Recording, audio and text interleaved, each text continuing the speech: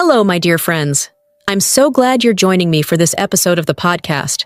Have you ever been asked, "Tell me about yourself"? If you have, how did you respond? Were you satisfied with your answer? And if you haven't faced that question yet, don't worry. You probably will, especially in a job interview someday. Today, we're going to dive into how to answer this common question with confidence and really make a great first impression. So, our guests are Marco and Julia.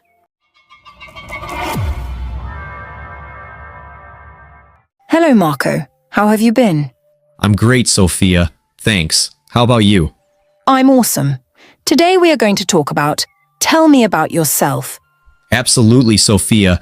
Tell me about yourself is such an important question, especially in interviews. It's usually one of the first things they ask, and it can really set the tone for the rest of the conversation. That's correct.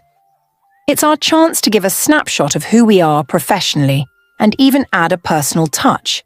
But it can be tricky to get it just right. Exactly. I think having a clear, well-structured answer can really make a difference.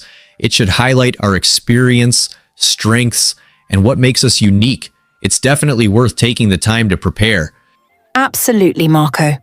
A well-prepared answer helps us feel more confident. When we know what we want to say, it's easier to stay calm and focused. It shows the interviewer that we're organized and prepared. Sophia, do you usually prepare before going to an interview? Yes, I always prepare before interviews. I like to research the company and practice my answers to common questions. It helps me feel more confident and ready to share my experiences. Sophia, can you tell me about your experience during your first interview? What was it like for you? I still remember my first interview. I was so nervous, and the interviewer's first question was, "Tell me about yourself." Oh, I see. That must have been really challenging. How did you end up answering that question? Well, at first I kind of froze. I wasn't really sure where to begin, but then I took a deep breath and started talking about my background and interests. Please tell us what and how you said. I mentioned my education, a few key skills, and why I was interested in the role. Looking back, I probably could have structured my answer better, but I think my enthusiasm helped. The interviewer seemed to appreciate that I was genuinely excited about the opportunity, even if I wasn't perfect. Absolutely, I understand. It was your first interview, so being a bit nervous is totally normal. Honestly, enthusiasm can sometimes matter more than having a perfectly polished answer. It shows that you're genuinely interested and engaged. Exactly. People really do learn over time. I think every interview is a chance to grow and improve.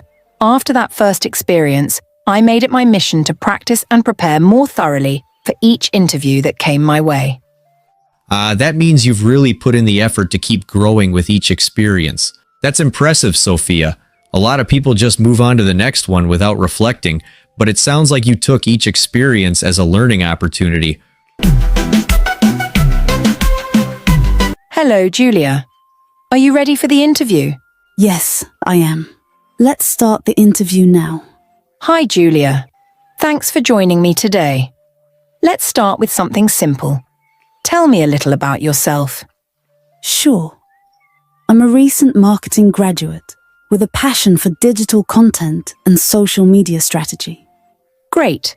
So, what led you to choose marketing as your field? I've always enjoyed connecting with people and understanding what catches their attention. So marketing felt like the perfect fit. Interesting. What would you say is your biggest strength? I'd say adaptability. I'm quick to adjust to new situations and enjoy learning as I go. Nice. And what about a weakness you're working on? Sometimes I focus too much on details, so I'm learning to step back and see the bigger picture.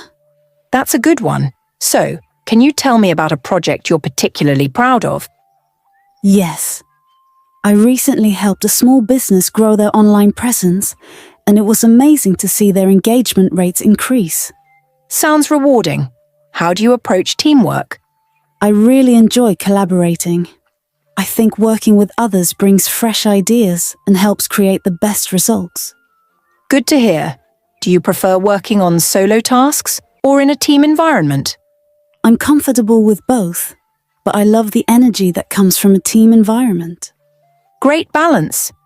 Now, how do you handle stressful situations? I try to stay organized and tackle tasks one at a time. I've found that staying calm helps me work through challenges effectively. Good approach. Where do you see yourself in 5 years? I hope to be leading a digital marketing team and making an impact through innovative campaigns. Ambitious. Can you describe your ideal work environment? Somewhere collaborative and forward-thinking, where new ideas are encouraged and supported. That sounds like a great fit for you.